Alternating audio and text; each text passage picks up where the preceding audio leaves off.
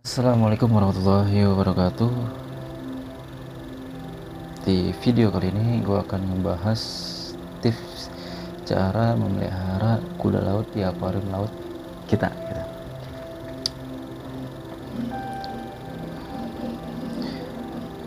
Yang pertama,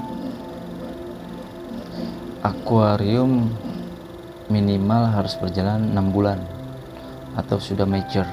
Tapi ini menurut kepribadian aja ya, menurut pengalaman gue aja.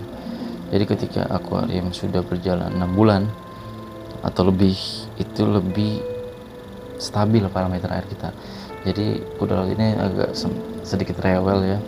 Jadi kalau ketika kalian sudah memasuki angka 6 bulan, walaupun itu bukan jaminan, tapi mudah-mudahan parameternya udah mulai stabil dan kalian boleh memulai pelihara kuda laut. Jangan di bawah itu, ini saran saya saja.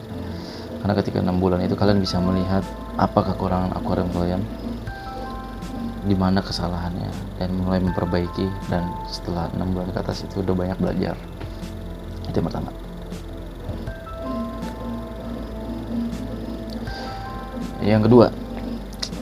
Yang kedua, kalian harus memiliki refugium. Itu kembali ke menurut pengalaman saya.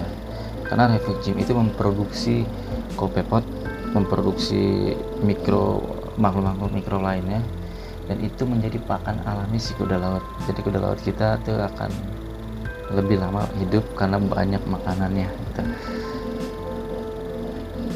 Refugium itu banyak, ada aseman, angguran, serulata, terus ada caito dan lainnya lah. Itu kalian bisa maksimalin karena dia memproduksi kopepot sih, kalau itu menurut pengalaman saya, karena saya melihara kuda laut tanpa skill. Lanjut yang ketiga, jangan ada ikan predator.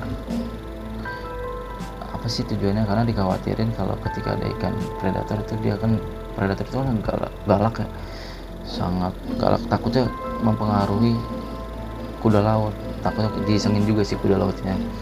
Jadi kalau bisa jangan ada ikan predator.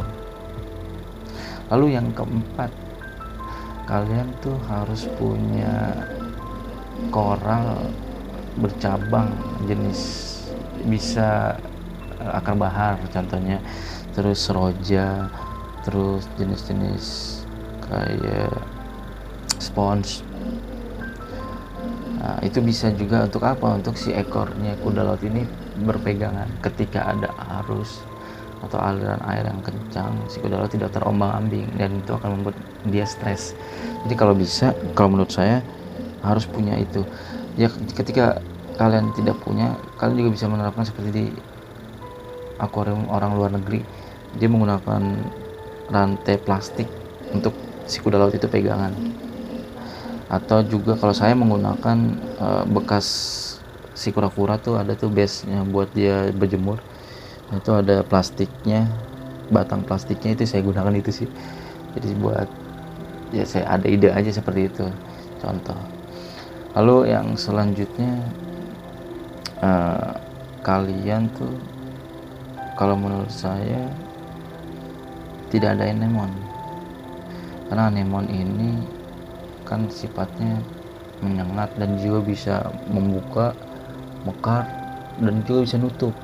Khawatir si kuda laut ini nyangkut, kesengat, walaupun ya kemungkinannya itu sedikit buat ditelan ya, ditelan anemon, tapi kesengatnya ada kemungkinan dan dia bisa stres dan mati juga. Jadi jangan pelihara anemon kalau menurut saya. Lalu selanjutnya, pelihara 2 atau sepasang, karena ketika kita pelihara sepasang itu si kuda laut itu akan merasa dia nyaman karena berpasangan, dia merasa nyaman. Dia juga bisa mengikat ekornya satu sama lain itu untuk berenang bersama. Jadi ketika dia terombang-ambing, dia bisa nyangkut di ekor yang satunya. Itu menurut saya.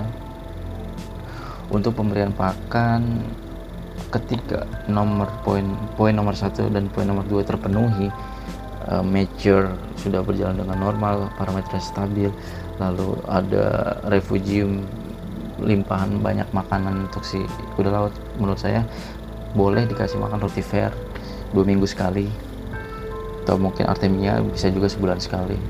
Ketika itu udah terpenuhi, kalian gak usah khawatir. Oke, itu aja. Wassalamualaikum warahmatullahi wabarakatuh.